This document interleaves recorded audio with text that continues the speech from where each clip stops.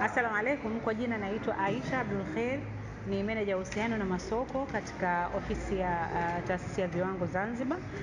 Leo hii ni siku ile ambayo tulikuwa tukizungumza sana inayohusu kuhusiana na tuzo za umahiri. Harakati hizi zilianza tangu Januari ya 2026 ikiwa tulijumuisha kuweza kuwatafuta washiriki, kuweza kuwafanyia mchakato pamoja na kuweza kuweka majaji ambao waliweza kuamua na kuweza kupata ushindi. Leo hii ni hafla ambayo tulimwalika mkuu wetu ambaye ni mheshimiwa makamu wa pili wa rais, ambaye alikuja hapa kwenye function yetu hii kuweza kutoa tunzo kwa wale wote ambao wameshiriki katika mchakato wa kuweza kupata tuzo za umahiri. Tuzo hizi za umahiri tumeziweka kwa sababu ni tuzo ambazo zinatoa changamoto, zinatengeneza changamoto nzuri na zinahamasisha Wazanzibari ambao ni wajasiriamali, wenye viwanda, wa makampuni makubwa kuweza kujua ni nini maana ya ubora na kwa nini tunahitaji kuwa na bidhaa zilizo bora katika nchi yetu. Tuzo hizi tumeziweka kwa ajili ya uhamasishaji, uzalishaji wa bidhaa, na tuzo hizi zinaonyesha uthamini, kwamba tunamthamini mwananchi ili aweze kujua ubora wa bidhaa maana yake ni nini hasa. Kwa hiyo tumetengeneza mchakato huu maalum ili kuweza kuhamasisha uingiaji na utokaji wa bidhaa zilizo bora hapa Zanzibar, ili kuweza kukuza uchumi wetu na pia kuwaweka katika afya salama wananchi wa Zanzibar. Tuzo zimetolewa, tumeona. Je, kwa upande wenu nyinyi ndio mnajua ya ndani na ya nje, mmefanikiwa kwa kiasi gani? Tunashukuru tumefanikiwa kwa sababu tangu tulipoanza mchakato ulikuwa mkubwa sana, na tuliweza kuwatembelea maeneo ambayo ya uzalishaji na maeneo ya kampuni zilizokuwepo. Kwa hiyo ni tuzo ambayo tulichukua muda mrefu sana. Pia ni uhamasishaji mkubwa kwa sababu kwanza kulikuwa kuna fomu maalum ambazo zilikuwa zinahitaji kujazwa, ambao mambo yalikuwa ni mengi sana.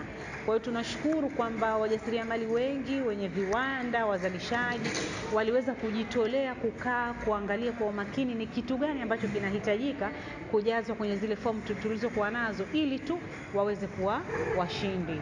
Na je, kuna umuhimu wote wa tuzo hizi? Umuhimu wa tuzo upo kwa sababu tuzo hizi kama tunavyojua kwa Tanzania tuna tuzo za ubora ambazo ni za Tanzania nzima. Kwa hiyo tumeweza kuichukua hii tuzo ya umahiri kwa taasisi ya viwango Zanzibar ili kuweza kuwaeka vizuri wajasiriamali waweze kujiunga katika tuzo za Tanzania na pia waweze kujiunga katika tuzo za East Africa pamoja na SADC, kwa sababu kuna mchakato wa tuzo ambao unaendelea katika East Africa pamoja na Tanzania bara, kwa Tanzania kwa ujumla pamoja na nchi za Southern ambayo ni SADC. Kwa hiyo tuzo hii ni chachu ya kuwahamasisha wale wazalishaji wenye viwanda wote waweze kukaa kwa makini ili kuweza kujiandaa kuingia katika tuzo nyingine zinazofuata. Na hii ni muendelezo? Ni muendelezo, ni tuzo yetu ya mwanzo kuifanya kama taasisi ya viwango Zanzibar, lakini ni tuzo ambayo ni muendelezo. Kuanzia sasa tutakuwa na tuzo hizi. Leo tumemleta makamu wa rais, lakini inshallah tunategemea kwa mwakani tutakuwa na rais mwenyewe aje aone mafanikio ya wazalishaji pamoja na wajasiriamali na wenye viwanda Zanzibar, na tunategemea mwamko utakuwa mkubwa zaidi ili kuweza kulifanya jambo letu liwe kubwa zaidi. Mwisho, kwa kumalizia, wito wako? Wito wangu mkuu hasa kwamba nawahamasisha, kama nilivyosema, lengo ilikuwa kuweza kuwaweka sawa ili tuweze kushiriki tuzo nyingine. Sasa wito tunawaomba wajasiriamali, wazalishaji wote wahamasike katika kujaza hizi fomu, wahamasike kujiunga kwenye huu mchakato ili tuweze kupata washindi wengi zaidi, kuweza kupata mafanikio zaidi, kwa sababu sio tu ZBS imeweza kutoa tuzo zile tulizozitoa, lakini pia tumeweza kutoa fedha taslimu kwa kila mshindi wa kwanza.